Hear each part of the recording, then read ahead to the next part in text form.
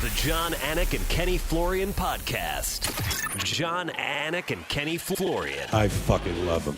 I can't get enough of them. Let's hear that Boston next. Big jab there from Duffy, and Frank Mir is hurt now. Down goes Duffy, out cold. Frank Mir does it again.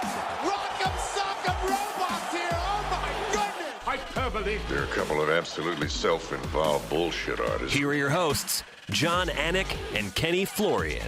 Oh, is it great to be back with you? No Matt Serra this week, folks. It's Monday, May 17th, 2021, episode 301 of the Anik and Florian podcast.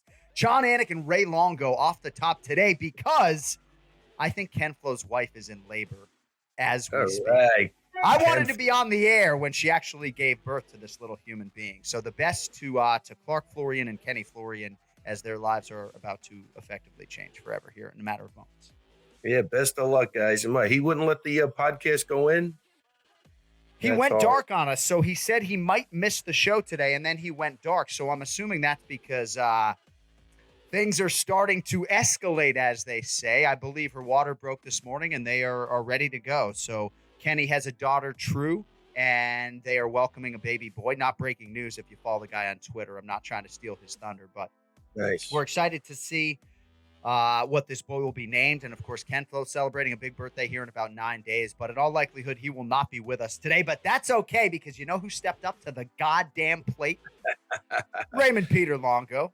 You know what this is like in the movies when they got to wake the old judge up to sign like a search warrant? I come out in my pajamas. This is what I feel like, but I got my trusty Led Zeppelin mug. I'm ready to go. Longo is a notary public, by the way. If anybody needs that, you can just show up at Longo Web and MMA today. So, Matt Serra's appearance last week, polarizing individual. No, he's very beloved in the MMA space, but I mean, the dynamic between the two of you guys gets me off my game. He fucked us on purpose. Right? He could have been home and did that. Nah, he had to go in the car. Then we had to look at him like this. Hey, people, how would you like to see this for like 20 seconds? Right. I mean, this is what we saw. Like a guy kept freezing. Horrible. Different locations. Well, I will say, though, we were trying to work around his schedule, which includes this mid-morning nap. So he teaches very early on or whatever the hell he does. And then so he said, as late as you can do it. And I said, 12:30 p.m. Eastern is about as late as we can go. So we wanted to answer the bell for the 300th episode. But that is neither here nor there. Let's get into headlines and let us begin with UFC 262. What a wild live event, huh? I mean, this sport. I thought every fight on that card was good from top to bottom. They had great fights. They're one of the best cards I remember. So Charles Oliveira is the undisputed UFC lightweight champion. And I think anybody who watched the broadcast and ingested our content this week, UFC 262 Countdown, they understand what type of accomplishment this is for it to take a guy 28 UFC fights to just get a championship opportunity.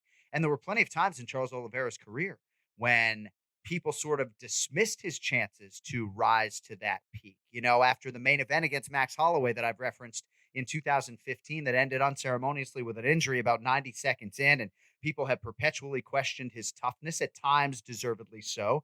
Charles Oliveira's on top of the MMA world, and man to man, I just couldn't be happier for this individual and his family. Yeah, I mean, I think that Charles Oliveira now is never quit. He just kept going. And I'm going to give you a bit of trivia. I said this the other night to somebody. It was about 13 years ago. He actually fought in the Ring of Combat, and he fought a really tough guy from Long Island. I think his name was Dom Stanko. And that's a fighter name, huh? I mean, tough, real like tough street kid. And he got dismantled. I mean, this guy, whoever he was, you know, there was a place in Florida called the Armory, maybe. I could be totally wrong, but there was a guy, he brought in Edson Barboza, two guys that when you saw them fight, you said, these guys are going to do something. I don't know if I said he's going to be a champion someday, but man, he was totally different. It was about 12 years ago. So his journey started in those little shows and ended up culminating in a big victory, which is crazy because he did have highs and lows, you know, and he's got a bunch of losses on his record.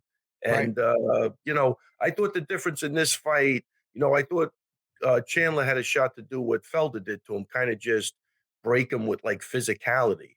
Right. and it almost looked like it was going to happen, and it didn't. So Oliveira, man, hats off, man. He stayed the course. His technique is beautiful. Uh, you know, even when he got hurt, he was still able to start throwing up submissions, whether he was close or not. Is one thing, but he has a presence of mind to fight. Looked like maybe it could have been stopped, but thank God it wasn't. But Right. who's not a Michael Chandler fan? It was a crazy thing because Chandler's such an uplifting guy, and if anybody can handle a loss, it's Chandler. He goes into that Yeah. category where those losses don't bother him. He's not going to harp on it. He's going to find the silver lining in that loss, and he will be back.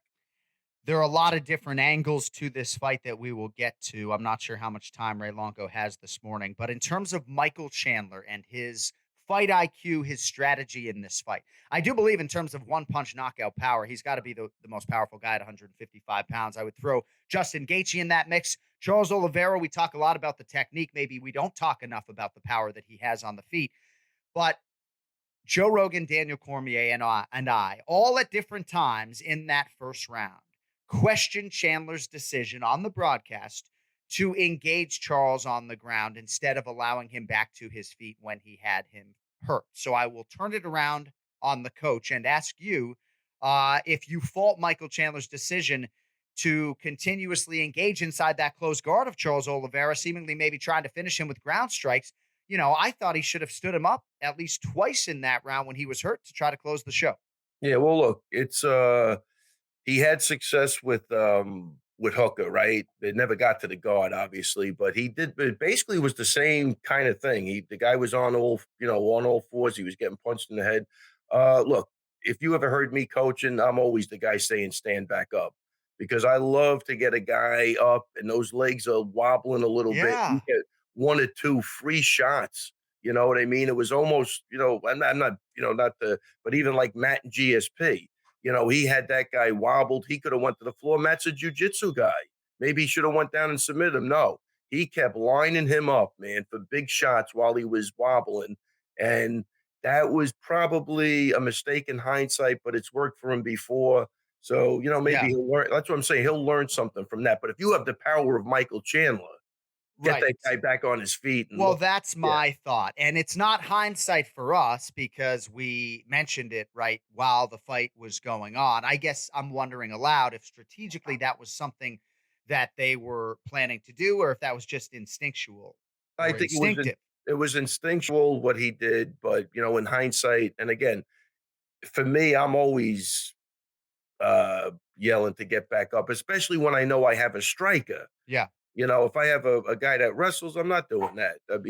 But Chandler has huge power. There was a fight, man. Me and Al were cornering Costa Philippou, and I forget who he was fighting, but he knocked the guy down. He was on top of him. Me and Al were screaming, "Get up!" I mean, it took John. It took Yeah. 20 screams, right? And he was when he let that guy up, man. That guy stood up, and he got hit with two shots, took Yeah. him completely out. So I think that's where you're coming from. I agree with that. I Michael think Chandler, a lot more coachable, incidentally, than Costa Philippou. No, I'm just taking a dig. I'm just kidding. The Yeah, no, mental that's fortitude, though, yeah, the mental without a doubt. focus You're of not beating Charles Oliveira in this instinct when he was hurt, the way he rolled urgently to make sure that this fight was not finished. I give him a lot of credit for Yes. that. And I was talking to the fine MMA manager, Jason House, and Eric, your boy Anders, before the fight. And Jason House made me want to almost go back to my hotel room and rewrite my show open because he was talking about Chandler as a foil for Charles Oliveira and saying, how perfect would it be if Charles Oliveira can beat this guy? Because this is the type of challenge that you would really like to see him pass to become the UFC champion. Maybe a Felder type challenge a little bit if the fight goes to the ground and gets hairy as it did, right? But you want to see him be the nail, right? Not be the Right. hammer necessarily, but be the nail, recover, lean on his heart and mental and physical toughness and still get the job done. So I think it was a perfect championship win. What a way to win a title. And as I said to someone after the fact, Michael Chandler's a dear friend of mine. I have a closer personal relationship with him, even though I go way back with Charles, in some part just because Charles Oliveira doesn't really speak English. But, Chandler's already a millionaire. Charles Oliveira has effectively changed his life forever and is going to be able to help his family and a lot of different people with this money and with this new championship contract. So I am just so happy, man. So happy for Charles Oliveira. And hopefully he's feeling that love from the fan base right now. Yeah, and John, the fights that really get you jumping out of your seat are where one guy's winning, then he's losing, then he's winning again. When he had Chandler in the body lock, when he had his back, I mean, I thought Chandler did a great job defending that. And that's another reason why, like to your point, where when he knocked him down, why even take the chance of getting back into a position like that? That's uncomfortable. And, thank God he made it out of there. But just what a great back and forth fight. Uh, Great storylines on both sides. I thought it was a fantastic main event. I was listening to Tyron Woodley on the ESPN Plus UFC 262 post show, and he talked about Charles Oliveira's ability to keep Michael Chandler on the end of his punches and specifically the accuracy down the stretch. When you have Chandler on the ropes, and he was pretty damn hurt. Cody was saying to me in Houston, I actually got to meet Cody Merrow this weekend, our producer, for the first time. It was his Wow. 28th birthday. Yeah. Wow. What a great dude. He's not 6'3", but he's a great dude. Ha! I'm just kidding. I don't even know what that means, but it's funny. No, so I lost my train of thought there for a second. But keeping somebody on the end of your punches, you have a window in which to finish somebody, and Charles Oliveira made sure that Michael Chandler didn't recover. And you see a lot of these guys are just so accurate in these type of situations, and I would actually put Chandler Hooker in this conversation as well. He did not miss with those finishing strikes, and Charles Oliveira, man, did he not miss and made sure that he left no doubt that Chandler was unconscious. Absolutely beautiful. All right. Really great fight. So, John, one there more. he is. So the point that you got ran off track of that I was making to you was that at no point did Chandler think to shoot when Charles hurt him. yes, Which is crazy thinking because Chandler is an excellent wrestler, and at no point in his brain did he think to shoot when he was hurt. thank you, Cody. That's right. That's a great point. So he was clearly compromised to a significant extent. All right. So there's so much to get into when it comes to this fight. I don't want to bring the program down with this morass of negativity right now, but we do have to talk about the scorecards a little bit because even though it mattered not at night's end because there was a finish, two of the three judges involved gave gave Michael Chandler a 10-8 in round one, despite the fact that Charles Oliveira had some moments. So the way I interpret the scoring, I thought that was a 10-9. I thought it was maybe inching towards a 10-8, but based upon my interpretation of the scoring, which I am going to read for you today, I apologize if people don't want to hear that. But before I get into sort of the nitty-gritty of the language, Sal D'Amato and Chris Lee are sort of ubiquitously regarded as fine judges. And well, I'll preface it by saying if my bosses, Craig Borsari and Zach Candido, don't like me to talk about judges individually, I'm sure I'll get a phone call from Zach after this program. I think Sal D'Amato is one of the best judges in the game. I do not hold Chris Lee in that regard. I haven't fancied a lot of his scorecards over the last 2 years, but both of those guys had a 10-8. And these are widely regarded as two of the most elite judges in the business. And I just did not see this as a 10-8. And I'll get into the language here in a little bit after I get Ray's opinion.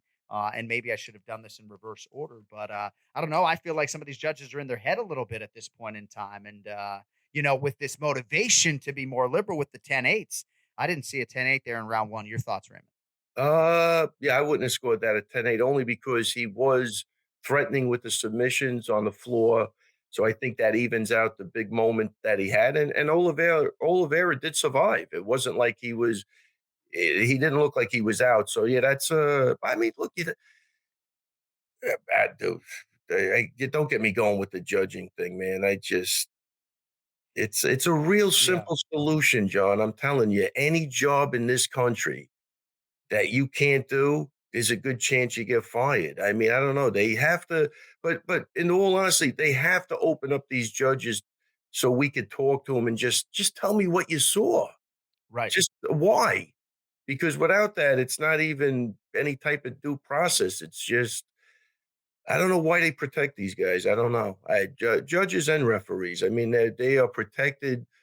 That is you are not piercing that armor that protects these guys. But you have to at least let them talk and just tell us what they're thinking, or they should be answering to the commission, that the head, And then he's got to make the decision, dude, you're going back to the minors. That's unacceptable. Why would you think it was that when it's clearly looking like, something? Yeah. It's just, but I've been through this 100 times, man. You see, my problem always, I mean, I didn't want to get into that, but let's not go down that rabbit hole. Well, But, if you there's break, judges that are in there for the wrong reason, too. yeah, And, like I had a beef with a guy, and he purposely just, he's going to fuck you, man. There's no question about it. You can't have the guy judging your fights. And for the championship fights, oh no, you get to pick the referee, I think, but not the judges. But it's sad, man, because they're losing half their pay. But I think this night, the right winners won, right, John? We agree on that. yes, There was a but couple of weird I'm not done scores, on but this. Unfortunately, yeah, I no, went go ahead, down a keep rabbit going. hole No, yesterday. I'll go off Well, the rails. I mean, Charles Oliveira starts the first round, landing the good, clean, low kicks. He does get Chandler's back at one point, goes to the figure four. Eventually, huge moments for Chandler on the feet, swings the pendulum of the round. But in my mind, not enough to swing it from 10-9 Oliveira early to all the way 10-8 Chandler late. I am going to read now. Yeah, And if you and want to John, see it, go ahead. a 10-8 should be a pretty substantial beating from bell to bell, All or right. 4 minutes of control time, landing some damage. Go All ahead. right. I'm going to read what constitutes a 10-9 round from the MMA scoring. And I would encourage anyone to check out Sean Sheehan's video as well when it comes to scoring. He's devoted a lot of time to this initiative. Don't even get me started on the 10-10s, which essentially don't even fucking exist based upon this weird language. A 10-9 round in MMA is where one combatant wins the round by a close margin. So let us at least start with that thesis statement that 10-9 rounds, generally speaking, should be reserved for close rounds, at least rounds in which guys have moments on both sides. I know Ray's already curling an eyebrow on Yeah. it. I'm going to stop interrupting the rules at this point in time. Sorry. No. A 10-9 round in MMA is where one combatant wins the round by a close margin. A 10-9 round in MMA is the most common score a judge assesses during the night. If during the round the judge sees a fighter land the better strikes or utilize effective grappling during the competition, even if just by one technique over their opponent, the judge shall give the winning fighter a score of 10 while assessing the losing fighter a score of 9 or less. It is imperative that judges understand the score of 9 is not an automatic numerical score given to the losing fighter of the round. The judge must consider, was the fighter engaged in offensive actions during the round? Did the losing fighter compete with an attitude of attempting to win the fight or just to survive the offensive actions of their opponent? A score of 10-9 can reflect an extremely close round or a round of marginal domination and or impact. And therein lies the problem, right? Yeah. I mean, you don't have half points. We don't have a lot of options, right? So I'm all for half points. I'm all for open scoring. But a score of 10-9 can reflect an extremely close round or a round of marginal domination and or impact, right? So Right. 10-9s are way too fucking vague. All right. A Right. 10-8 round, this language is a little bit longer. A 10-8 round in MMA is where one fighter wins the round by a large margin. A 10-8 round in MMA, not the most common score a judge will render, but it is absolutely essential to the evolution of the sport and the fairness to the fighters that the judges understand and effectively utilize a score of 10-8. I'm trying to read this quickly. Yeah. A score of 10-8 does not require a fighter to dominate their opponent for 5 minutes of a round. And that is a line that I think a lot of judges hang on, right? See, Yeah, that's crazy because it started out almost the complete opposite. What was the way it started out when you read that? a 10-8 round in MMA is where one fighter wins the round by a large margin. But then, right. Yeah, and then score go of right to 10-8 go right to the last line. a score of 10-8 does not require a fighter to dominate their opponent for 5 minutes. of a I round, think right? that, Right. that's whatever. So, and again, respect to the judges. I think you have the hardest job in the sport Right. other than fighting. Fighting, hardest job. Coaching and commentating, incidentally, are way down the list, right? Those aren't very yeah. But again, so that's the line that I always come back to. And people are like, what does that even mean? And I'm saying, hey, don't shoot the goddamn messenger. It's in the rules right here. And I think for even the most seasoned of judges, stop barking. Even for the most seasoned of judges, I think they're sitting on that line and saying, hey, man, he dominated that round. I'm not talking about Charles Oliveira, but I'm saying, or Michael Chandler. I'm saying a fighter dominated that round, not necessarily for the full 5 minutes, but I'm trying to be more liberal with this 10-8 to differentiate from 10-9s, which really should be reserved, in my opinion, for closer rounds. Let me just continue. Yeah, go ahead. Sorry if this is boring anybody. By the way, we did push Forrest Griffin to next week because Ken Flo is at a North Carolina hospital about to become a father for the second time. Stop barking, please. All right. Oh wow, you got I'm good just ears, kidding. man. Judges shall always, and always in all is in all caps. Like, do we really go all caps in the official rules? Judges shall always give a score of 10-8 when the judge has established that one fighter has dominated the action of the round, had duration of the domination, and also impacted their opponent with either effective strikes or effective grappling maneuvers that have diminished the abilities of their opponent. Judges must, all caps, consider giving the score of 10-8 when a fighter shows dominance in the round, even though no impactful scoring against the opponent was achieved. I'm done. Okay. Just that, I'm done. I I mean, decided I'm going to stop there because impactful is a made up word. Something Yeah. either has impact or it doesn't. I know it's in the dictionary now because it's like a cute word that is totally overused and misused in sports television. But yeah, I saw impactful in the rules. I'm done. I'm done with that exercise for today. Okay. I love you, Zach. Don't get me in trouble. But you know what I mean? It's like, what? So here I am on a headset, 8 hours, 25, 26 weekends a year. And I'm doing my best to get to the bottom of this and try to understand this, to impart information on an audience of millions of people around the world. And the language just doesn't make it any easier, man. I know it was rewritten in 2017. I'm still confused. Yeah, look, I'm going back to my original. Just talk to these guys. I think that'll give you a better indication than any rules. I'm telling you, because it's like, John, it's like you talk to a guy and you go, holy shit, he's fucking batshit crazy. Like, this is the reason. You know what I'm saying? But if you don't speak with him, or if it's, and it's got to be, off the cuff, it can't be scripted and all that Yeah. bullshit. You know what I mean? Which is what they like to do. But yeah, you have to speak with them, and I guarantee you, once you speak with him, you'll get a better idea. Look, John McCarthy, he's always a good guy to bounce off because when at least he explains things. I'm not saying whether I agree with him or I disagree with him, he will give you a great explanation. Yeah, we've been And texting back and it forth. it really will help clear things up. Now, you might agree with it, you might not, but he's at least willing to talk to you and tell you, this is what I thought, this is why I thought it. And I think for the most part, he normally does a pretty good job.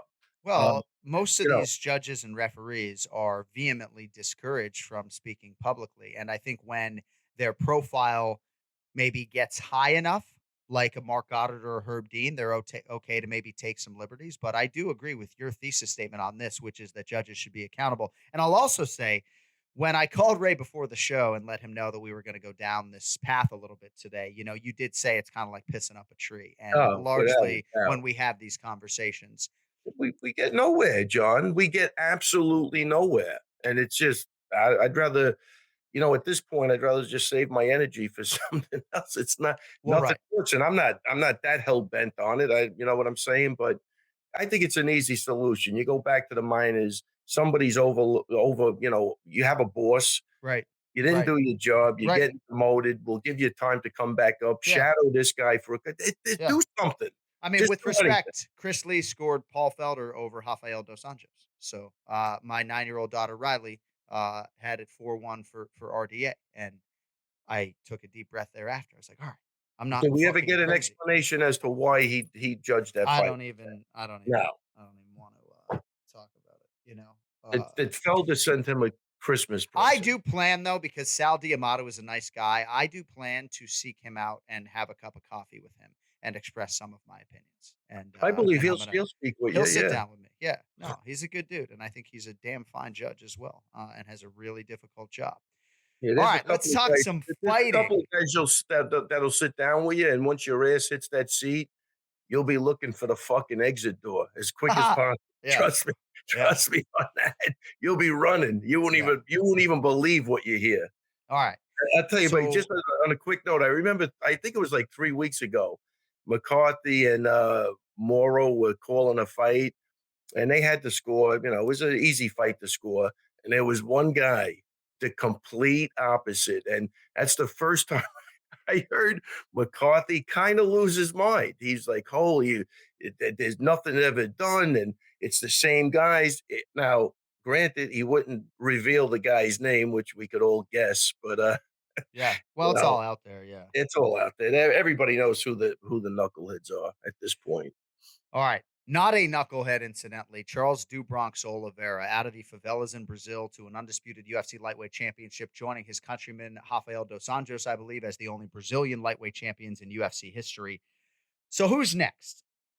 So I texted Michael Chandler, and I know he's still sort of licking his wounds a little bit, but I wouldn't be totally opposed to an immediate rematch just given the nature of the way this first round went, but that is not going to be the direction in which the promotion proceeds. So, in terms of title defense number one for Charles Oliveira, and by the way, Cody, I agree with you. Live crowd went from booing Oliveira in the walkout to cheering his win to a great extent because of the sheer craziness of the fight. But you're absolutely right about that. So, who's next for Charles Oliveira? Who do you think it'll be? The winner of Dustin Poirier and Conor McGregor? You do have Justin Gaethje lurking if maybe you wanted to turn Charles around quickly, but he did absorb some borderline concussive damage in this contest. Dom would tell you it wasn't a concussion at all. But what do you think about the immediate future and title defense number one for Do Bronx? Look, I think the good news is there's probably 4 or 5. I think any Yeah, fight is yeah. great. That's the good news. That division right now with those guys, I would like to see any fight. I mean, Gaethje, there's a term in the mob. He gets shelved. What they do? They shelved Gaethje. We don't even see him anymore. I don't know. I don't Where know. is he? You I know what I think mean? he's been But looking for a fight. yeah, I I'll would leave think it at so. that. Right. So, I mean, look, the right guy, if he wasn't fighting, would be Dustin, right? Because he's the guy. He's really the guy that should be fighting for the title. Yeah. But now he's got to get past McGregor, and I think the winner of that fight will probably be the next fight for Oliveira. But there's any fight they make, I think, is good. Gaethje would be great. There's nothing wrong with that. And the other thing with not putting Chandler in for the rematch, there's a million good fights for Chandler. Oh, So yeah. it's going to be that division is great, and I think if you lined up a right side and a left side, you could zigzag any way you want. Every fight is going to be good. Well, So Beneil Dariush is going to be in the mix. He got his 7th consecutive win in the co-main event against Tony Ferguson, 30-27 times 3. So Tony Ferguson goes from winning 12 in a row to now losing 3 consecutive fights. Otherworldly toughness. It's great to see everybody embrace Tony to this extent. I know as I was talking to my boss, Zach Candido, after the fights, he was sort of saying out loud, it's kind of too bad that now that Tony is so appreciated, it's at a time in his career where maybe he's having a hard time competing with the elite lightweights. Beneil Dariush is certainly that after this statement win. What were your thoughts on the co-main event? man, great fight. Benil's an absolute great guy. If you've ever got to talk to him, he's just a great guy. I'm glad to see that the success he's having. But yeah, just total domination against a guy that we talked about a year and a half, 2 years ago of possibly beating Khabib, which in hindsight now doesn't make a good argument, but it Right. is hindsight. Uh, great win for Beneil. He deserves a huge fight, at least a title eliminator. He's another guy that's had his ups and downs, been around for a while. It's great to see him get the win. Ferguson, man, look, it's almost to me, it's almost tragic, man. Because look, hey, wait, before we even get started, Dean Thomas, let's give it up to him. I think he Oh, knocked it out of what the a park. stud. I What mean, a I stud. gotta. He knocked it out of the park. But what he said is 100% right. Here's a guy that got by on craziness and his unorthodox everything. And when you don't have the fundamentals, you are in it. You're in, when the shit hits the fan, you're going to get fucked. It's that simple. And that's exactly what we're seeing. This guy, I mean, the fact that here's the problem I'm seeing, and I don't know. I like Tony, but he needs an intervention. Somebody needs to talk to him. And the fact that he thinks Freddie Roach is going to help him, and I don't care if it was 8 months, a year. I mean, Right. it takes Right. a long time, man, for somebody to make an impact on you. I mean, and I love Freddie Roach as a coach, but this is looking at everything but where you should be looking, which is at yourself. Mhm. And it's sad because the guy's got talent, but then when you think in hindsight, John, how many fights was he knocked down? He's rolling around. He got away with, 3 or 4 fights where that fight could have been over. So I think we're seeing it finally catch up to him, where he just can't pull it together anymore. But he's got to look at himself, John. These guys, he really needs one head guy that he listens to, Yeah. and that's, I think, his only chance at this point because you keep picking up this guy, like I remember one time I had a kickboxer come to me. I didn't even know him, but he had a fight in 6 weeks, so I let him train in the gym, and I went to corner him.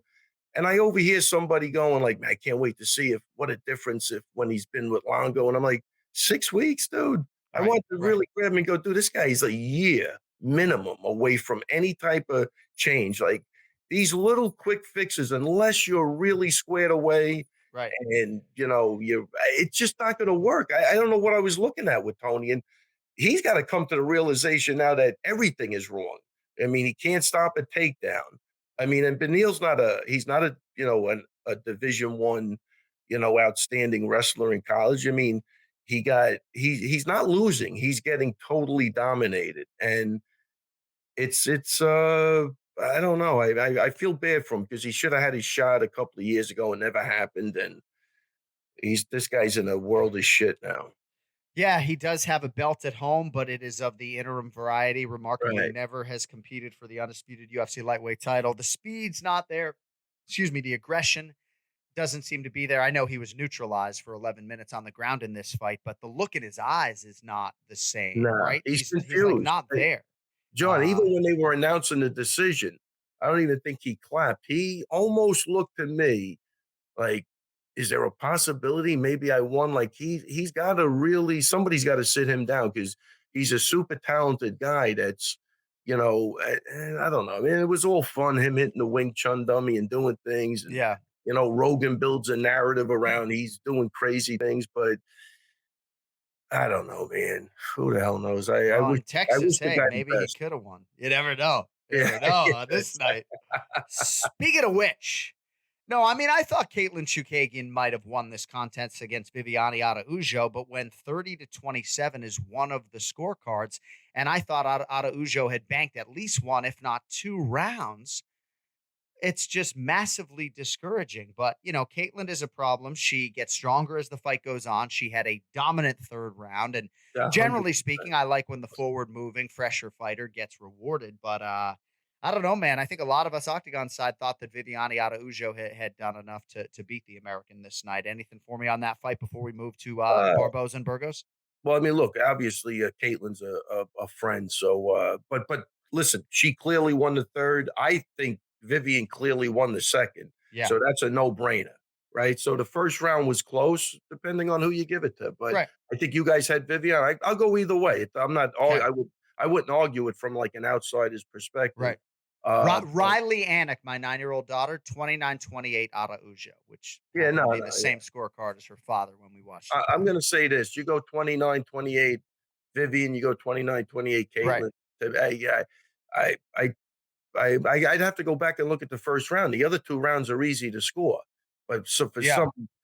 some jackass to give Caitlin all the rounds after the second round, I think is pretty crazy. And I consider Caitlin a friend as well, and I'm very happy for her. She kept a bullish schedule in 2020 and has dealt with a lot of different challenges in training because of COVID-19, right? She is somebody who is very transportation based. She bounces around and trains in New York and travels a lot. And so she's been leaning on her husband, Kyle Sermonara, for the first time, and happy for Caitlin. All right, let's get to Edson Barboza and Shane Ooh, Burgos. What's your man. what's your out time today, Ray? When do you have to get No, out I of here? don't care. All Keep right. going. You're the Whenever man. you I love it. All right. I fucking love you. All right. And when we get to the main event challenge, by the way, later today, the language is just going to be completely off the rails because I'm going to do it in a Boston accent for Robbie Font. So be forewarned. Edson Barboza over Shane Burgos by knockout in round 3. $75,000 apiece for the fight of the night. Oh my Lord, man. Holy crow. Bulletproof matchmaking, and needless to say, this one delivered. I mean, I had Felder as the toughest guy I knew. I'm putting Shane Burgos up there. Oh How my the fuck gosh. was he taking those leg kicks like that? Spin back kicks to the solar plexus, to the liver, still walking forward. He got rocked a bunch of times in that fight. Uh, that kid is tough, and he's good. But Oliveira, Barboza, just what a great fight. I don't know what to say. I mean, I've never seen a knockout like that in my life. You could see his brain really trying to keep him in there until it just said, dude, I gave you 5 seconds. Right. I'm turning the lights out. That delay was insane to me. It's almost like you could take that combo, the left jab to the overhand right, and cut out the first 5 seconds or 6 seconds and just go to where he stumbles back. That's the way it should look. Not what we saw. We saw 5 or 6 seconds that was crazy. I've never seen that. And anybody out there who has a YouTube video of something remote, I got it for you. I'd love Cub to see. Swanson over Charles Oliveira of all people. There's an example in UFC history. Charles Oliveira gets hit, and his reaction is not quite as delayed as Shane Burgos's, but there's a delayed reaction. I actually think in this instance, what closed the deal for good for Shane was when he hit the turnbuckle, when he backed up that, because he was backing up and he had that seemed to have the ultimate effect. And then he was done from there. But no, I mean, this is hard for Shane because he was very discouraged by certain things in that Josh Emmett fight, namely that he didn't attack that leg of Emmett's that was already just mush enough. And then just getting hit too much, and obviously got hit way too much in this fight. This is not a recipe for career longevity, and even just for long-term health and well-being in retirement, So I do think Shane Burgos is going to have to ask himself some hard questions. I mean, hell of a chin, maybe the best chin in the sport. He has so many different skills that we haven't seen in the octagon, whether it's his wrestling or his grappling. I do believe, though, when you're fighting a guy in Edson Barboza, ultimately, like, you need a win. Like, you need to change levels at some point in time, right? Like, you need to mix it up.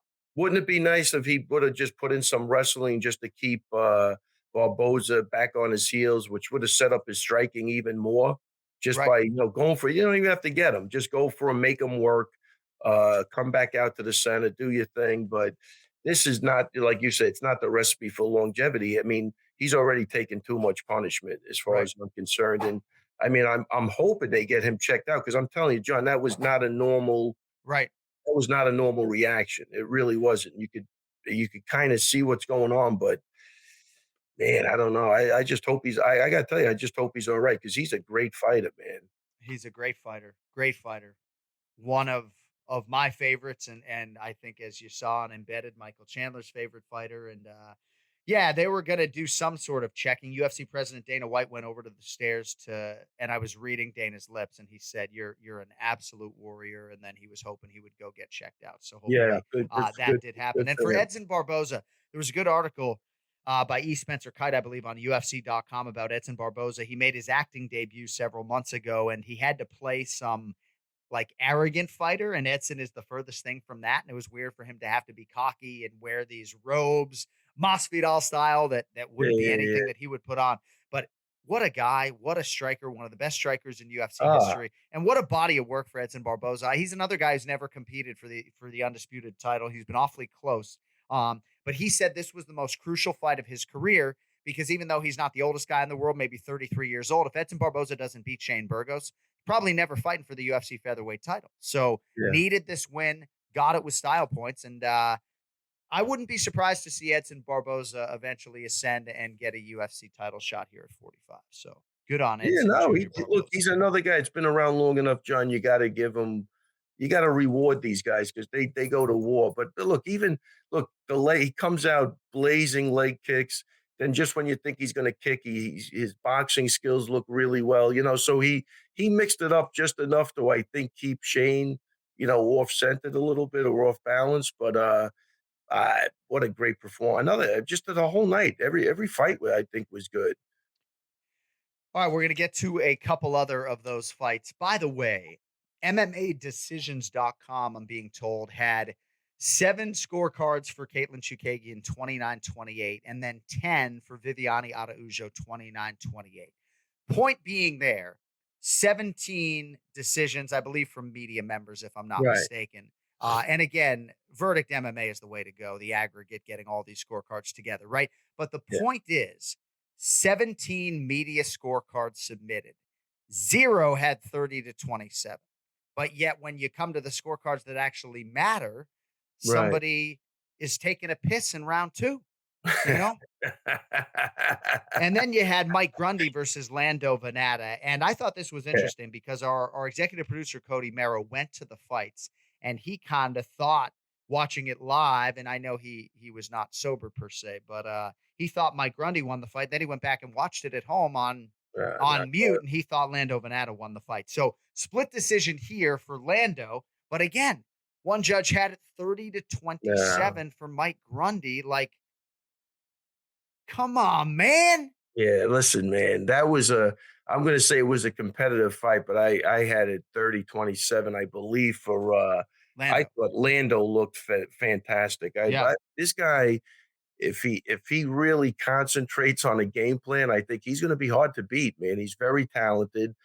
Just the way he even defended the takedowns, like effortlessly, the way he had great awareness. He was kind of one step ahead of the guy at all times, but a competitive fight. It really was. It was one of those fights, I think, that's way closer than a 30-27 seems. You know what I mean? But I think you got to give those rounds to Lando. He definitely I looked agree. like there's no question in my mind. I really want to see him now against somebody in that top 15. And I thought he did a nice job sort of maximizing his microphone time as well. But he's a good dude. And Yeah. it stands to reason that he could have done a lot of damage if he had found the right weight class several fights ago. I said on the broadcast, I don't know if you picked it up, he wrestled 1 year at the University of Tennessee, Chattanooga at 174 pounds. Wow. And then, of course, in the UFC, he was a lightweight up until Saturday night and finally found the division in which many of us believe he belongs. So we congratulate Groovy Lando Venata. Jacare Souza is pretty tough, man. Certainly tougher a human being than I am. He gets his arm snapped by Andre Muniz and just sort of acts like it's a fucking hangnail. What'd you think of that whole situation? I take away from that. Did you see when they went to the replay and the one judge, he goes like this. Ha! He covered his eyes. He was doing that during Venato Grundy too. Yeah, right. We don't know if he did that. That's what I'm saying. I don't know if he's been doing that Yeah, right. while the fights are going on, Right. but at least this time he had a good reason. That was I think maybe he did it in round 2 of the Araujo Chukagan fight. Oh, I'll just go Caitlin. I'll just score for Caitlin. I can't watch. man. You're horrible. You're a horrible person. Yeah, I'm going to hell. So Jordan Wright is a fascinating fighter for me. Who's the other guy who is Jordan Levitt? These Jordans, man. Spider Monkey Jordan Levitt and the Beverly Hills Ninja Jordan Wright by TKO over Jamie Pickett at 104 of round 1. So Jordan Wright has a 100% finishing rate. I think they're all in the first round. I mean, he touches these guys, they go to dust. Like, what is going on with Jordan Wright? If you don't know, lifelong martial artist, coachable, married to the game, coached by Anthony Hardonk and Vladimir Matyushenko and Fabio Leopoldo. And it seems like all of these resources are devoted to him. But when he wins and he gets you hurt, it happens quickly, and he is very destructive. What do you think about the future for Jordan Wright? I mean, listen, he's got the aggression. He's got the killer instinct. I think he needs a little more technique. You can see polish? that, yeah, a little, yes, a little raw. But at these early fights that they give him, he's going to get away with that. But if he doesn't tighten up a couple of things, the better quality guys are probably it's not going to look like that. So Yeah. I hope he's squared away when the time comes. But for right now, what an entertaining, enjoyable fighter. Yeah. He's just going balls to the wall from the second that bell rings. And I know Andrea KGB Lee did not get the $75,000 bonus she had hoped for, but a great triangle armbar to get Antonina Shevchenko out of there with 8 seconds to go in round 2. That was a must-win for Andrea Lee. I mean, maybe she would have retained her roster spot, but in terms of any sort of flyweight contention and those aspirations, absolutely had to have it, gets a finish. And for the older Shevchenko sister, obviously this is a setback in terms of her contention. And real quick, first fight of the night, I don't know if you saw it, but Sean Soriano, good friend of mine out of Rhode Island, coming back to the UFC for the first time since 2015, nearly knocked out Christos Giagos. Instead, he succumbs to the submission. And, dude, I've never seen, you knew Soriano after 6 years away, he wasn't going to tap, but I've never seen that much snot come out of a human being after he got choked unconscious. You guys must be having a ball at that broadcast booth. Well, I love it all. See, that's the thing. Like, I love the I'm not gonna say I like love the bodily fluids. I guess I just said it. But like I'm all for the blood. Like I am all for the blood. I don't turn away when I see limbs snap. It's hard for me to watch the Weidman leg thing, but So I don't turn away. that's rough. All the leg breaks to me, I don't care who it is, especially Weidman. I just like sometimes I'm laying in bed at night and I think of that and I got to like shake my head. Well, yes. So You the know, Weidman thing is I have a little visual post traumatic stress yeah, from yeah, that when he stepped backwards. yeah, That part of it is so raw in my mind. Seems like he's doing great though. What yeah. an No, inspiration. yeah. I talked to him the other day. He sounded way better for the first time. That's good. That's good. All right. So it is Monday, May 17th. Happy 69th birthday to my mother. Wouldn't that be Wow. something, by the way, if Ken Flo and Conor McGregor both had baby boys on my mom's 69th birthday? We congratulate Conor on the birth of his son, Ryan, I believe, Ryan McGregor. Wow, congratulations. Awesome. I bet that kid's savings account's going to be fucking awesome, huh? Ryan, congratulations. Welcome to Ireland. You don't have to work a day in your life if you so choose. That would Sorry, be Hunter Anik. Incidentally, you're going to be digging ditches like your father, working at the golf course like your dad. All right. Hunter's getting a hammer and a box of nails for Yeah. his just to get him ready. Well, I remember when I worked as an electrician's assistant for my late stepfather, Doug Zwitt. And my first day on the job, we arrive at a Dunkin' Donuts on the Cape, and he hands me a shovel and he says, I need a 3-foot ditch around the entire building. We'll break for lunch in 3 hours. And I said, here we go. Here's we go. You better learn how to be a broadcast journalist or you're going to be doing some John, manual labor. I am a huge believer that everybody needs those jobs. You need those jobs that when you get a little older, you go, I never want to go back there again. I'll do anything.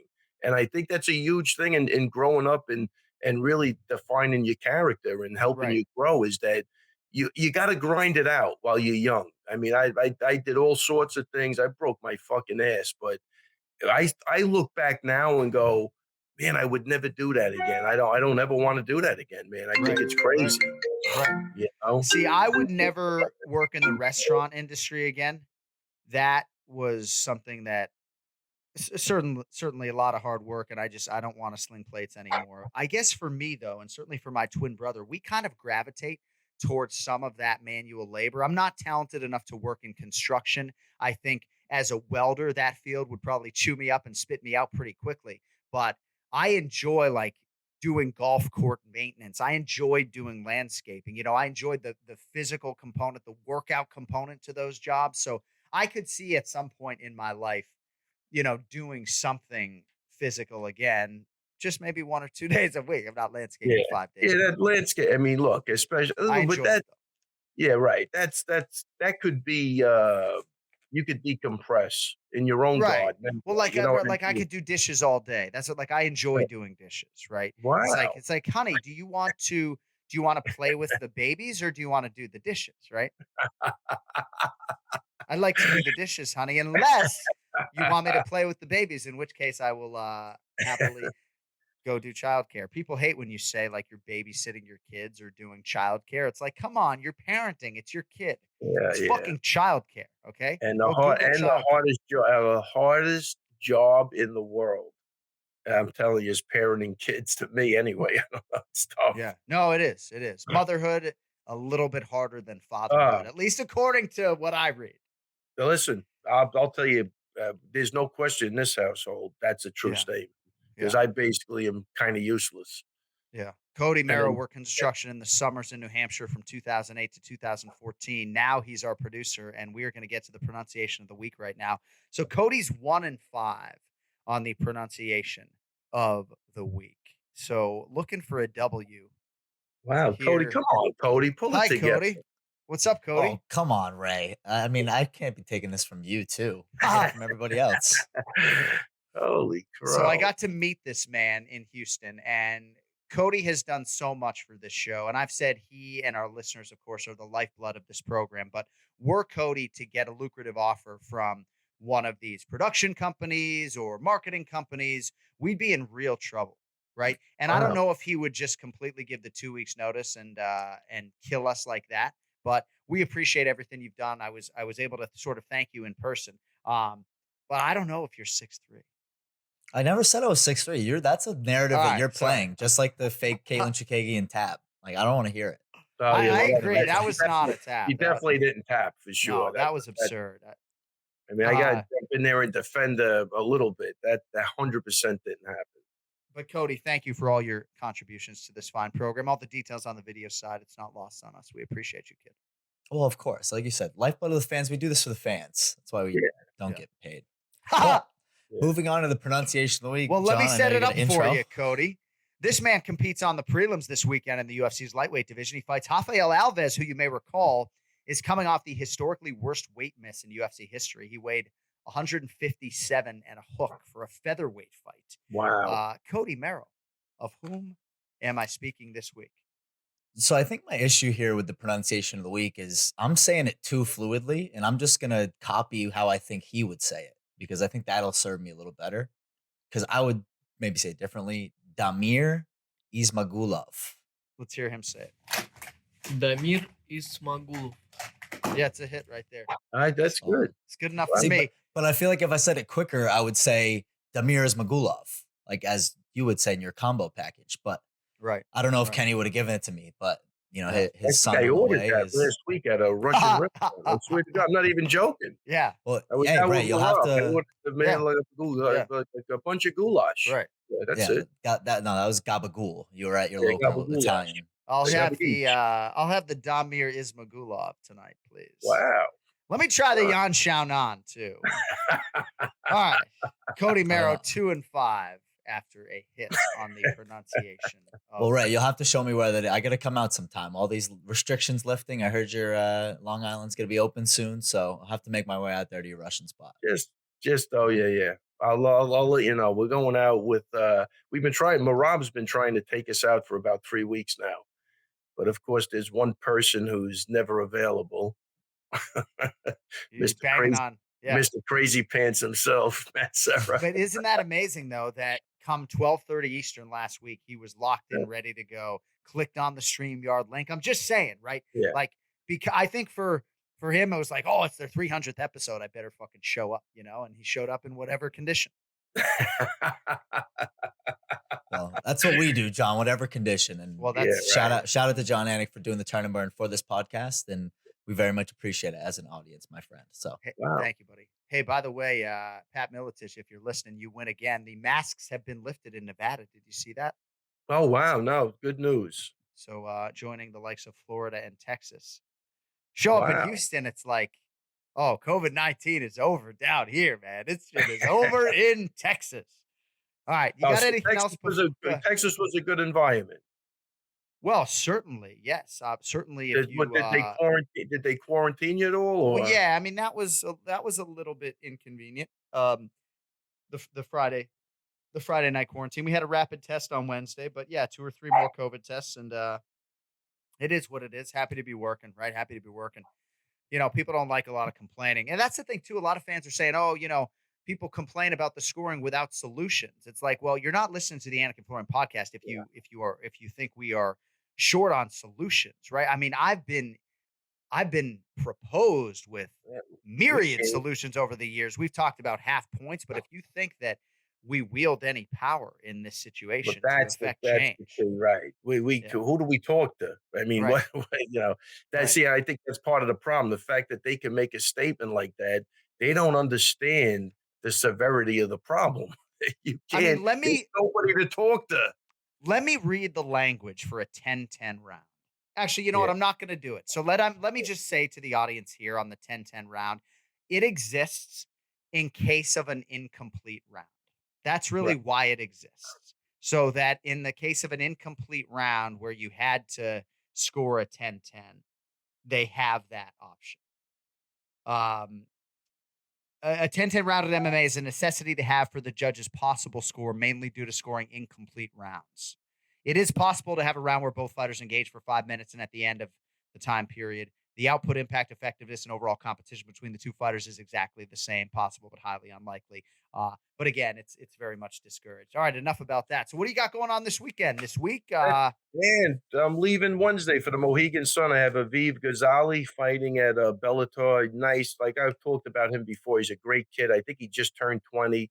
He's undefeated. The sky's the limit for this kid. He's got a lot of time to grow. And I think, he's getting good fights that are allowing him to grow. So we'll see how it goes this weekend. But he's right now he's on a roll, man. And he's a sweetheart. He's a great kid. And he had a great camp, and I'm expecting a great fight from him. well, that sounds great. We'll drive safely, my man, and we will reconvene next Monday in all likelihood. Next Monday, we may do some sort of live Q&A type show, just me, you, and Kenny, actually, because there is not a UFC live event on Memorial Day weekend. So we might have a special episode next week, but we'll follow up with details. The only requirement for you, we're all shaving our heads before it. I don't know if that's a deal breaker or not, but we'll talk about that off the air. Oh, yeah. It's a joke. You don't have to do that. That's not looking Kenny good. literally wouldn't. I could offer him 1 Bitcoin. I could offer him 1 Bitcoin right now, probably valued at $48,000, and he wouldn't. I thought that was funny with Cody lining you and Matt up and me and Kenny up last week. Yeah, that was funny. Yeah, it's great. I don't give a shit. I'm not bald, right? It's like I don't. These people, it's like I have no sensitivity to it. Like I don't. No. If there was sensitivity to it, I wouldn't even bust your balls on it. That's not the. Just thought it was funny. Yeah. No, of it course. It wasn't to make anybody feel bad. I think Sarah's probably got his hair too. Well, I know like Daniel Cormier and I can grow hair, but I did a post on Instagram yesterday and I wrote at the end of it, if you want us to grow out our hair, we will not do it. And fans are like, yeah, because you can't. And it's like, bitch. Stupid fuck, bitch. Could take it easy. Listen, it was great chatting with you. I'm going back. I love that phrase, by the way. Wow. Say it louder. The people couldn't hear you. Stupid. Not complaining. All right. Hey, I appreciate you stepping into Ken Flo's shoes today. Yeah. And next week we'll have extended time as well. And I wish you all the best at Mohegan Sun. And we'll talk to you in less than 7 days, my brother. We'll be in touch. All right, guys. Take it easy. All right. That is it for the extended Ray Longo minute today. Let's get to some selections for UFC Fight Night. Font versus Garbrandt. Wall to wall on ESPN Plus coming up this Saturday, May 22nd at the UFC Apex. Let's get to the main event challenge. It's the main event challenge. Anik. The time is most definitely now. Florian. I finish fights. I'm going to do everything possible to win. The main event challenge. The Jon Anik and Kenny Florian podcast. All right, Team Florian not here, of course, to celebrate, but Kenny wins the week 3-2, shaves the overall lead down to 13, 62-49. Key fight for the winning week, Beneil Dariush over Tony Ferguson. And we welcome in the Duck, Ian Parker, on social media at Ian Parker MMA. It's good to see you, my man. So Cody's going to step in and offer some quick picks here for Ken Flo, but I think Kenny probably would like to reserve the right to change these. So be on the lookout maybe for some content later in the week. So how do you feel about Cody stepping in here against you today, Ian? You feel okay about this? I think Kenny needs all the help he can get. So why not someone like Cody who was just at the events, fresh and ready to go? You know, it was interesting. We were talking about it earlier, how Cody watched that Mike Grundy Lando Venata fight live. And then because of all the discourse about the scorecards, went and watched it at home. And he saw it for Venata at home, but maybe for Grundy live. Yeah, you know what? This whole judging thing, we keep talking about it. All it's going to do is keep ruining guys' careers. Look, Lando won that fight. 30-27 either way was ridiculous. You know, it's just, at what point does anybody step in and just be like, yo, these guys just can't do it anymore? Or the scoring system has to be fine-tuned. I know everyone was talking, I don't want to go off top of the Oliveira, Michael Chandler round one being a 10-8. I don't really understand that one either. You know, I thought, to me, they were basing that on the last 45 seconds of the fight, because it almost ended, but that's not the way to do it, man. I would just suggest that 95% of people who don't understand why those 10-8s were given out have not gone online to read the scoring. So that's part of the issue too. So I do encourage our viewers and our listeners to take the time to go to the ABC website, to print that out, to read it. And I know we read a lot of that for you today. But again, there are a lot of us that are trying our best to interpret this based upon that. Cody, what were you saying real quick off the air about like a judge and how you think maybe there could be some value in having like credentialed lawyers in these seats? What were you saying off the air about that? So when I did this exercise, and I texted Ian when I was in the crowd, and I was like, I have no idea how they scored it that way. What I found to be the best way to score the fight was to take the criteria and read it after every round, or before every round, I guess.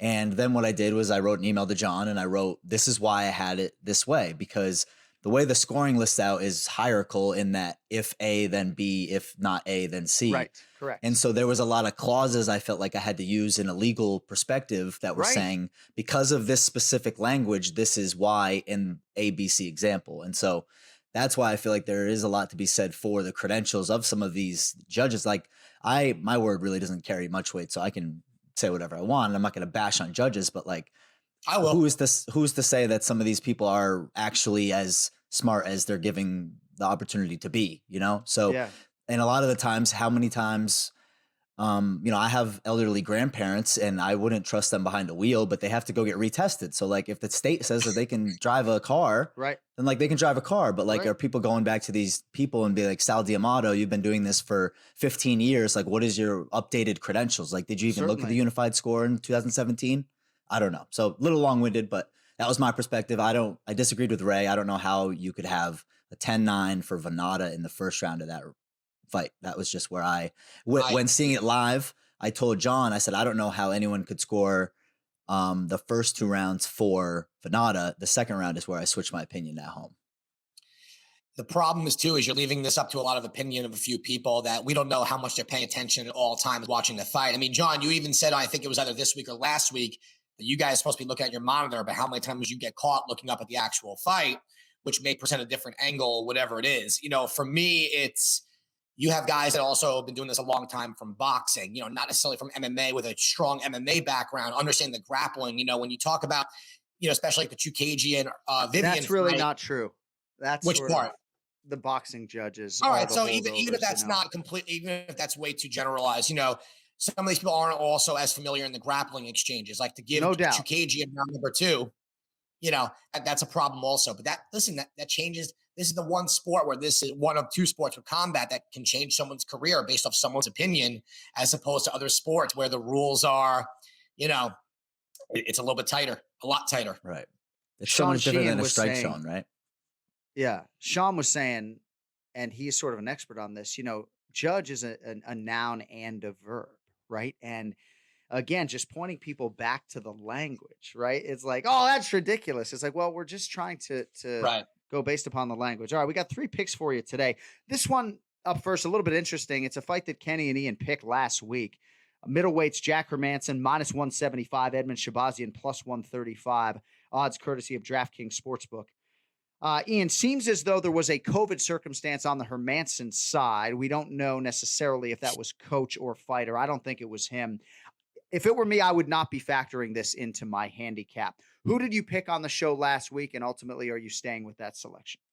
I took Jack Hermanson. I'm staying with him. To your point, I'm not factoring in COVID whatsoever. You know, I think his style is more mirrored of the way Derek Brunson fought Edmen Shabazian. And I think we saw that's a path to least resistance. And that's where I stand by that as well.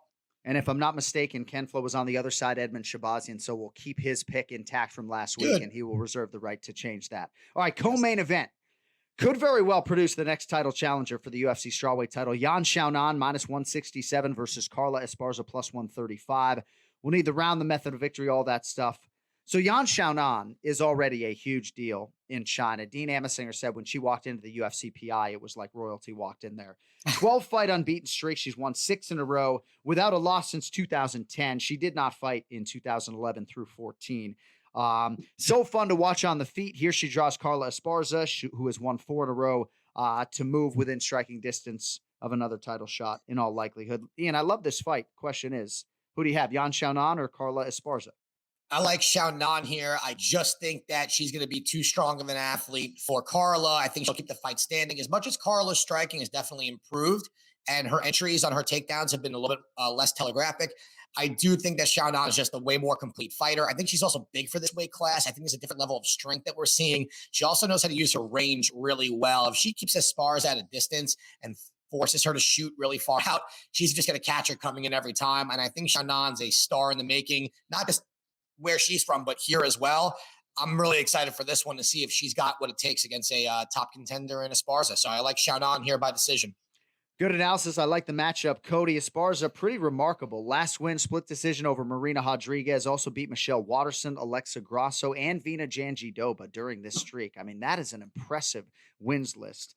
Hell of a career overall. She's got the head-to-head win over Thug Rose Namajunas, and that is an important layer because were Esparza to get through this Yan Xiaonan challenge, she might be next for Rose. I think that's a fight that would really appeal to Rose Namajunas. What do you think, Cody? Co-main event. Xiaonan, Esparza, who wins? How do they get it done on behalf of Team Florian? Well, if I'm an odds maker, I don't know how Yan Xiaonan isn't a minus 200, minus 250 favorite, but picking here on behalf of Team Florian, I think I have to go with Carla Esparza, the Cookie Monster. We both have a victory over Vina Janjidoba. So I think I have to go Esparza because of the deficit here. Right. But Kenny's probably going to say Xiaonan by decision. That's what I'm going to bet, but Cody's taking Carla by knockout in the first round. Yeah, do you have a round and a method of victory for us? I love the way. See, this is the way it should be done. When you're trailing, you have to find. I know it's only May, right? But you have to find opportunities. I'm not saying this fight is the right one per se, but like when there's a plus 460 underdog, like Ken Flo's got to start taking some flyers on those, and you can be sure he's not listening back. So, all right. So how is Carla Esparza winning this fight, Cody Merrow? By decision. All right. All right, she's main not event. Win this fight though, but that's fine. She wins by knockout in the first round. I don't think that.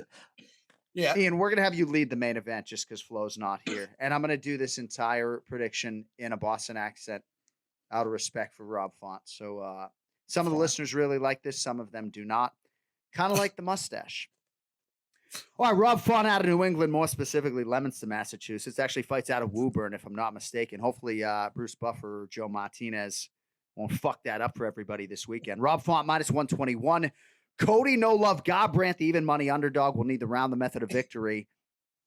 So Font, Ian, on the brink of his first UFC title shot, stopped Marlon Moraes last year, December 19th, third straight win. On the other side, Cody No Love needed a win last June at UFC 250, and man, did he get it. I'm being told Rafael Assunção is actually still unconscious. That vicious knockout was all the way back in June of 2020, but it did position Garbrandt, of course, for this main event title eliminator against Rob Font. Ian Parker, who wins the main event on ESPN Plus, and how do they get it done? I don't even know if I want to attempt that accent, Rob Font, but not bad. Not bad. It sounded almost like Borat. Somehow I almost went that way. That was weird. My apologies to all the Bostonians out there. But yeah, you know what? With Cody's knockout over Assunção, here's my thing. He threw that punch. He wound up from the hip. That does not work on a striker like Rob Font, who will jab you 25 times before you could even throw that. I mean, that was like a video game power punch where you literally hold onto the button and release it, and he lets go of all of his power. Doesn't take away from the knockout, and Assunção was extremely tough. But I just think Rob Font is at a point in his career where everything's finally coming together. This is the guy we've been waiting for. You know, he's with a good team. And I'm not just saying that because they're friends of the show.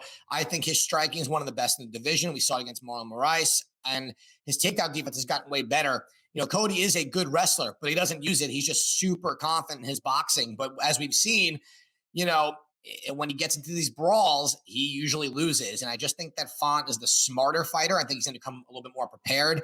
Not that I don't like Cody. I've been a fan of Cody for a long time, but I think Rob Font wins this by decision.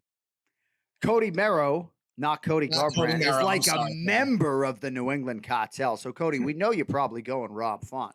The question is, how's he get it done?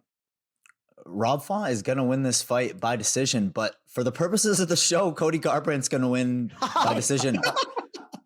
He needs the points. I don't. Right. Kenny won't do it, so I got to do it for him. And if he doesn't go back and change, if Kenny wants to throw me some Bitcoin, he can, and he could buy points back. That'd be interesting. How about that? Well, and I've seen some intel via Aljamain Sterling's Instagram that they're spending time with the cartel. So I got to roll with Rob Font, but not for the show. And one thing on the Boston accent, and there are a lot of actors who do it well, a lot of them who don't do it particularly well, but with the letter R. So if it's in the middle of a word, you basically kill it, right? Just have it, right? It's fucking have it. But if it's at the end of the word, like car, you don't say car, you say car. And people are confused on that. You know, it's like park the car and have a jad. It's not park the car, it's park the car and fucking have a jad. And that's enough on that. Ian, when's the next PFL broadcast, kid? June 10th.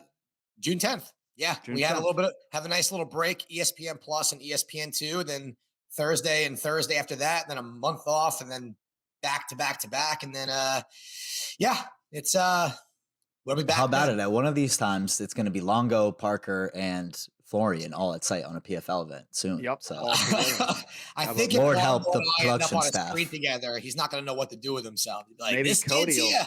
I know, This kid's Cody- here. Maybe Cody will go in there and produce some content. All right, you can see Ian on the PFL broadcast June 10th.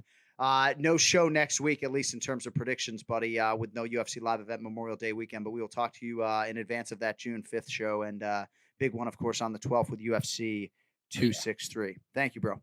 You got it, guys. All right, there's the duck at Ian Parker MMA. And that should just about do it for today. I don't believe that Ken Flo is a father of two just yet, but he has gone dark on me. So that's a wrap on episode 301. Cody, thanks for your contributions. Do you have any parting shot before we get out of here? Seems like you do. something about May babies. You know, my birthday is on Saturday. Kenny's a May baby, so something about There you Taurus go. men. And happy For that, birthday. I'm Cody Merrill. This is Jon There you Anik. go. That's good. Happy No, you birthday got to it. my mom, born May 17th, 1952. Thanks to everybody for listening. Thanks to all the listeners and viewers who came up to me, took pictures at the arena and at the host hotel. And so many of you were talking about the Anik and Florian podcast, which really warms my heart because it really is my way to give back to all of you fine people. So I appreciate that.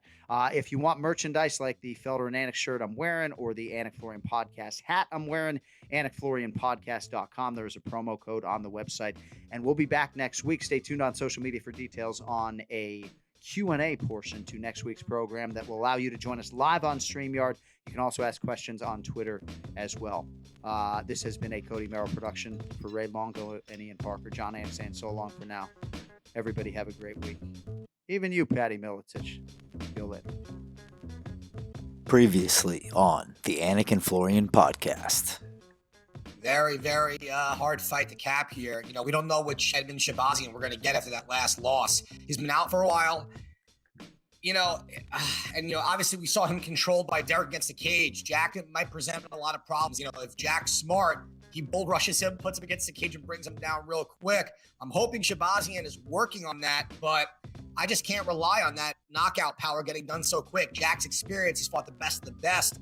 You know, when you get your first loss, it's so hard to judge how these young guys come back so quickly. So I have to think that the fight IQ of Hermanson gets it done. I think Kenny might be licking his chops here to value plan Shabazian striking. So maybe, but again, too, is in Kenny's blood. I'm going to go with Jack here. Probably the first 8 minutes is going to be most dangerous for him. That's where Shabazian can really take advantage. I'm going to take that bet. I'm actually going to go with Shabazian here. But as you guys said, I mean, not a whole lot of people go out there and finish Hermanson. Hermanson has a chin from hell, but I'm going to take that gamble because I need some motherfucking points.